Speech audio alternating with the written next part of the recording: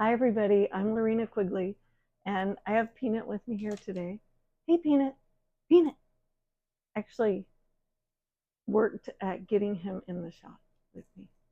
Hey, Peanut. Hi. Everybody loves Peanut, so I try and get him in some of my videos. Well, a lot of them, actually. Anyway, I hope everyone's doing good. I did change the name of my YouTube channel to, I keep wanting to say the Mystical Ex-Mormon, but I'm not doing that anymore. I changed it to the Lorina Q Mystical Medium podcast.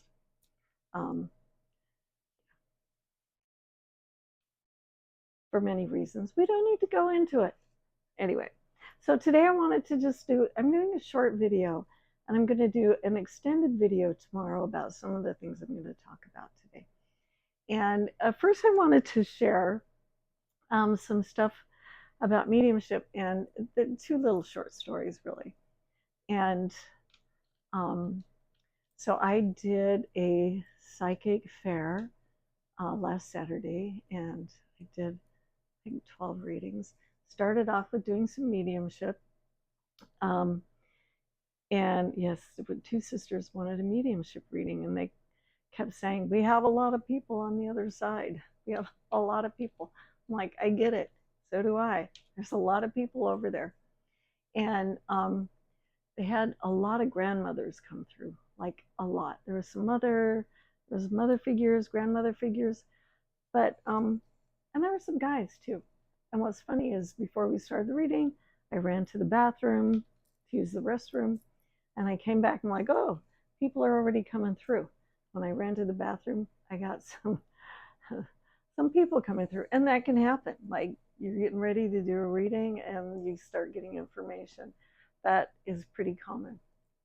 Anyway, this was at the very beginning of the day. I towards the end of this reading, and it was a 20-minute reading, there was a grandmother who came through. This grandmother had some type of dementia.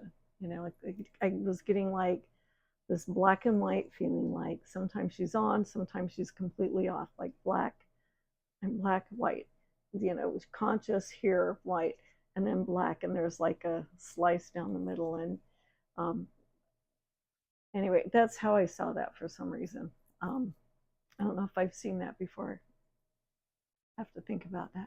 Anyway, so what happened was I described her. She had kind of a golden blonde hair, it was definitely colored, and it was about to here, and it was really frizzy and sticking out all over the place. And she hated her hair. She was saying, I hate my hair, I hate my hair, I hate my hair. And I'm telling them this, and they're like, no, we took really good care of her, and she was in a facility where they made sure she looked good. And I'm like, yeah, but she keeps saying this. Anyway, and so, I don't know, about 30 seconds later, I see my mom coming through. Now, my mom had dementia.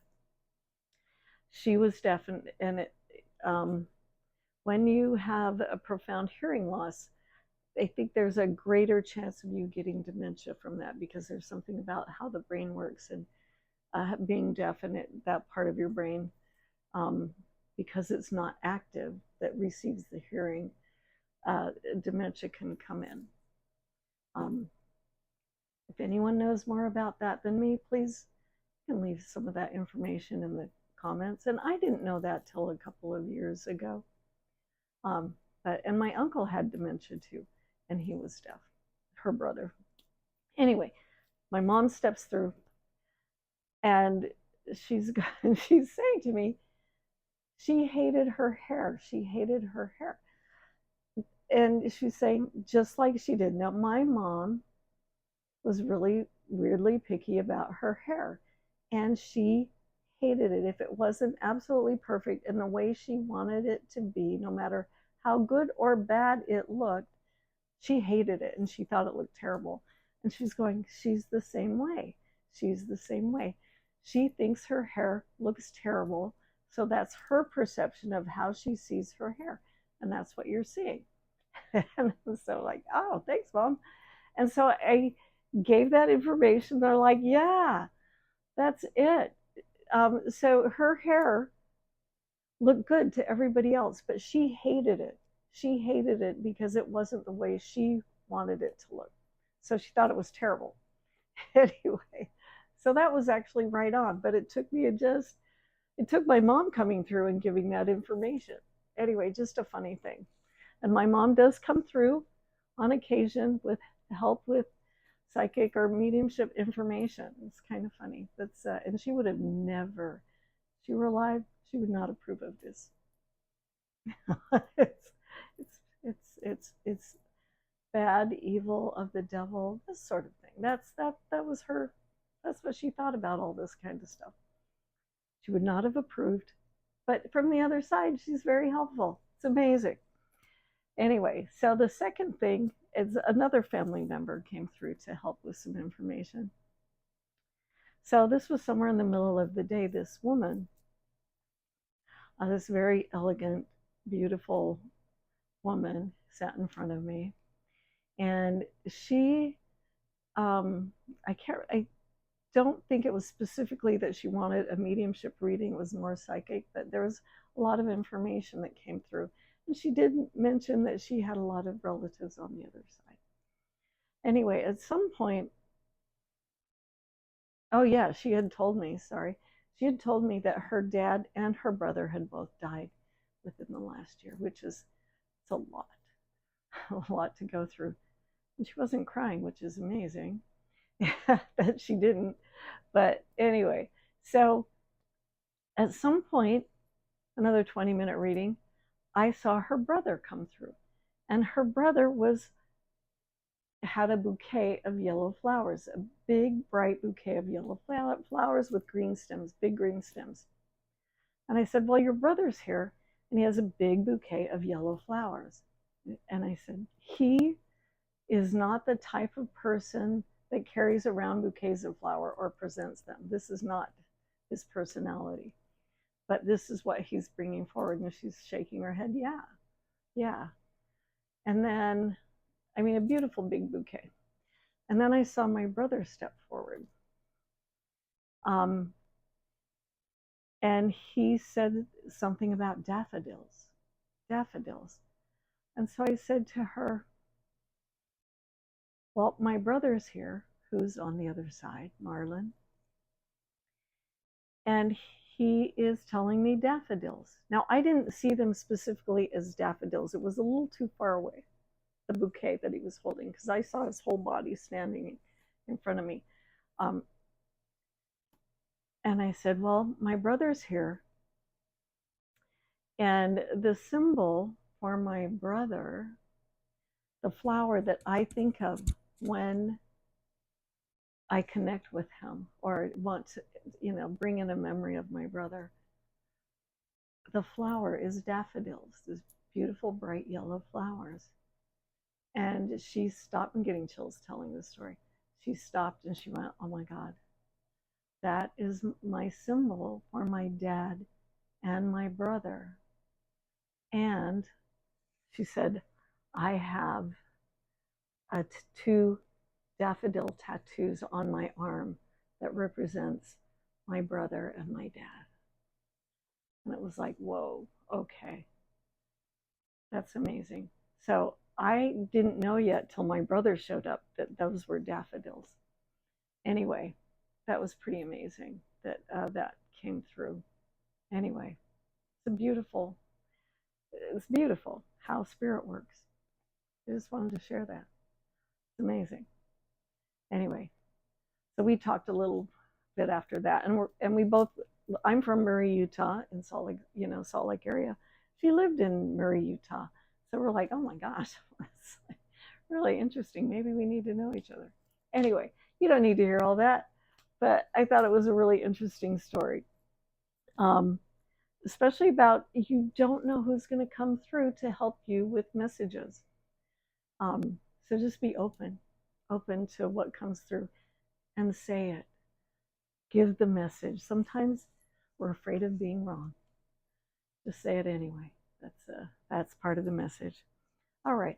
And now I wanted to talk a little bit about energy strands and and energy that attaches to the body and what that looks like. And this is, I'm going to do a deeper dive on this tomorrow. But I just wanted to, again, share a story about what energy strands look like and where they come from. And they could come from so many places. It's a long list. But again, well, I was doing a session with someone. This is an energy healing session. This is about 2 weeks ago. And in this session, so I have this woman, she's laying on a table, and it's in a darkened room. And I'm walking around her and I'm pulling stuff out. This is very common in energy healing sessions. You're pulling stuff out. And what I mean by that is like energetic stuff that, let's just clear that out because it's bogging you down. It needs to be cleared so that you can feel, I don't know, a sense of freedom, a lightness, so you're not so burdened down with all of this stuff. So what I saw, especially on her back, were these kind of spider web, like I'm going to use my hand as an example, like these spider web things like that were all around and kind of came out to a point, these energy streams that came out to a point and then had a source. And these streams were attached to her back, and there were various ones. One kind of behind the shoulders, but a little bit lower. There were several down the back. There were some in the front. She had quite a few of these. Now, this particular woman holds a lot of stuff in her body. And, you know, that's pretty common. It's not unusual. Anyway, and I didn't tell her that I saw. I just started, let's just move that stuff. And it looked very spider webby, going off in different directions. Some of these things, and I did tell her that she definitely had some energy from some past life stuff, from early childhood stuff, she went through some traumatic stuff as a teenager that was incredibly difficult. She had some energy strands from that that were attached to her mother, and her mother dying early from an illness. And that some of that stuff still hanging in her system. So we cleared it all out. So you can have these things if you go through an early trauma. And when I say early, that can be from 0 to 20. That's early. Because you don't have the emotional capacity to handle a lot of this stuff. You just don't know yet. Because you're not an adult, and there's not a lot of understanding, especially emotionally. So we hold on to these things because, you know, life is hard. We go through stuff. So this stuff can be held in the body, and there can also be in the womb. So if your mother had a particularly difficult time when she was pregnant with you, or even through conception and through carrying that baby, and also through childbirth itself, all this energy can be held in the womb. And so you might see some energy strands in the body going out towards that, and you can towards the mother, whether the mother is on earth or on the other side. So you can move that stuff. Anyway, that's just some of what it looks like. And also it can be attached to chakras. It can be attached to relationships. That's a big one, especially if you have really good relationship and really great sex. I'm just going to say there can be some energy strands from you to that partner. Now, these are wonderful strands. You want these. These are good. And that's why you connect with people through these energy strands. But if you have a tumultuous relationship, and especially a sexual relationship, because sex creates energy, it's a very powerful, energetic thing, and you build energy through sex. And then if there's trauma or a lot of fighting or a very difficult relationship, it can grow this energy. So it can be hard to remove some of these energy strands attached to another person because they become very, very powerful. well, very powerful. I don't know. Yeah, they very powerful. I'm just asking myself, am I exaggerating? No, I'm not exaggerating.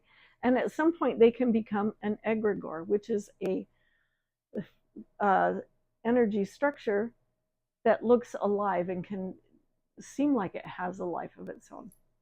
So um, all of these things can be developed through your mind, it's through energy, it's through your thoughts, it's through actions, it's through feelings. All of these things help create these energy strands. Um, you can also do this very purposefully, kind of like a magic, occult magic, and actually build some energy strands. Two people, I know this might sound a little weird, but somebody could, and I guess in a way you might call this a curse, but it's not really a curse, but somebody might be projecting energy towards you, that they want you to think a particular thing and do certain actions and thoughts and using energy to create an energy structure of what they want you to think, feel, and believe and project it to you. That is a form of occult magic. I am simplifying things here when I say this, but this can happen. And it's happened to me. And there's some other stories I can say around this, but I'm not going to get really specific at this moment around that, so that somebody may want you to think something and project that energy towards you so that you do think it. So you can do a lot with energy. You can do a lot with your mind, a lot with your thoughts, and a lot with your emotions. So anyway, I just barely touching into energy strands and what they look like. And you know, life is life. It's hard.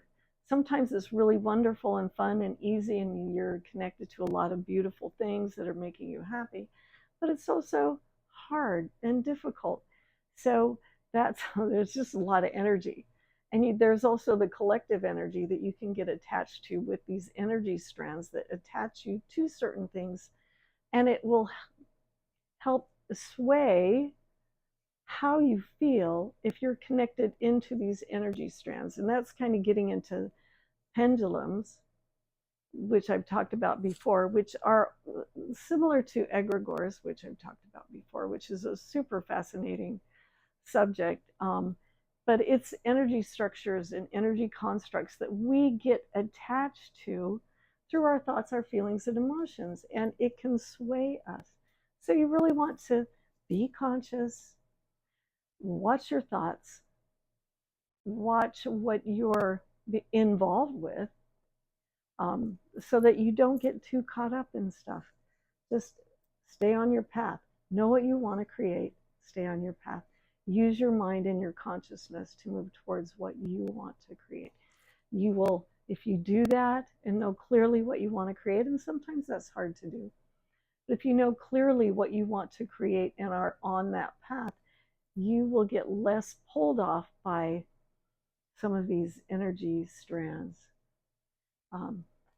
But you know, we're human. We're all human. So anyway, I am going to go, I'm going to do a lot deeper dive into this tomorrow. So I hope you enjoy this conversation. Well, my monologue, I guess.